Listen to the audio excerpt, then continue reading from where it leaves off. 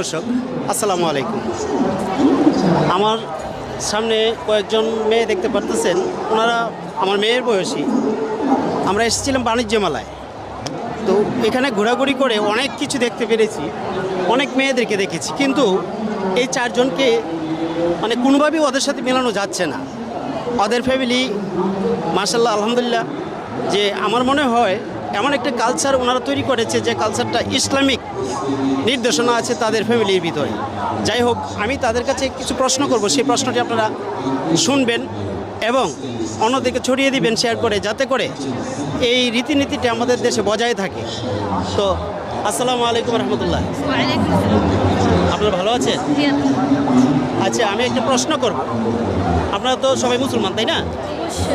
আচ্ছা, আলহামদুলিল্লাহ। প্রথমত শুকরিয়া আদায় করি, আমরা মুসলমান। আচ্ছা, মুসলমানের কাজ হলো নামাজ পড়তে হবে বাধ্যতামূলক, নামাজ 5 ওয়াক্ত। আচ্ছা, 5 ওয়াক্ত নামাজের যে কাজগুলো, সেই কাজগুলো হলো কি, যে নামাজ শুধু আমরা পড়ি, কিন্তু নামাজ ভঙ্গের কারণগুলো কি আমরা জানি?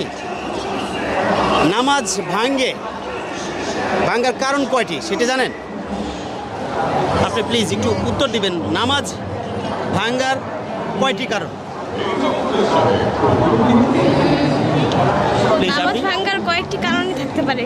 যেমন নামাজের মধ্যে যদি আমাদের মন না থাকে, আল্লাহর দিকে যদি আমরা নির্দিষ্টভাবে না তাকিয়ে থাকি, তার দিকে মন না দিয়ে থাকি, তখন এই জিনিসটা ভঙ্গ হতে পারে।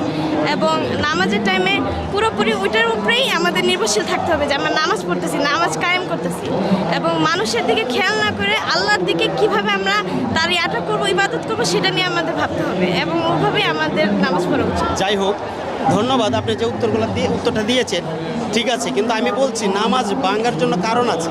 কারণ হলো একের থেকে 1 2 3 4 5 6 7 8 9 10 এরকম থাকে না কারণ, যেরকম সংখ্যা করে, এরকম কয়টা কারণ, যে কয়টা কারণের জন্য আমাদের নামাজ ভাঙ্গে? আসলে নির্দিষ্ট তো আমরা আপনি বলতে পারতেছেন? কারণ কয়েকটা বলতে পারবো, তবে মোট বলতে পারবো। আচ্ছা ঠিক আছে, কারণ কয়টা সেটা বললে আমরা বুঝে নেব। উচ্চ স্বরে হাসলে নামাজে, রাইট। তারপর হচ্ছে যদি কোনো নামাজের মধ্যে অন্যদিকে মন দেই, আল্লাহর দিকে ভালোভাবে মন না দিই, তাহলে ভেঙে যায়। তারপর হচ্ছে চাপের মধ্যে থাকলে হচ্ছে নামাজ ভেঙে যায়। নামাজের ভিতরে কথা বলা যাবে না, আর কি জানি। যাই হোক, সুপ্রিয় দর্শক, আমাদের এই মেয়েরা মাশাআল্লাহ দিলে নামাজের প্রতি খেয়াল আছে। ওনারা যতটুকু চেষ্টা করছে অনেকটাই পেরেছে। তবে নামাজ ভাঙ্গার কারণ কয়টি সবাইকে শেয়ার করে জানিয়ে দিবেন। ভিডিওটা এত বেশি শেয়ার করবেন, যাতে করে আমরা মুসলমান, ঠিক আছে, আমরা নামের মুসলমান, কিন্তু কিছু কর্মের ক্ষেত্রে আমরা অনেকটাই দুর্বল, তাই না? আমাদের প্রথম শিক্ষা হলো ইসলাম শিক্ষা। সেই ইসলাম শিক্ষাটা আমাদের অতি জরুরি। তো নামাজ ভাঙ্গার কারণ হলো, আমি বলতেছি সুপ্রিয় দর্শক, আপনারা সব জায়গায় শেয়ার করে দিবেন এবং অন্যদেরকে জানার সুযোগ করে দিবেন। নামাজ ভাঙ্গার কারণ হলো 19টি, ঠিক আছে? নামাজ ভাঙ্গার কারণ কয়টি? 19টি।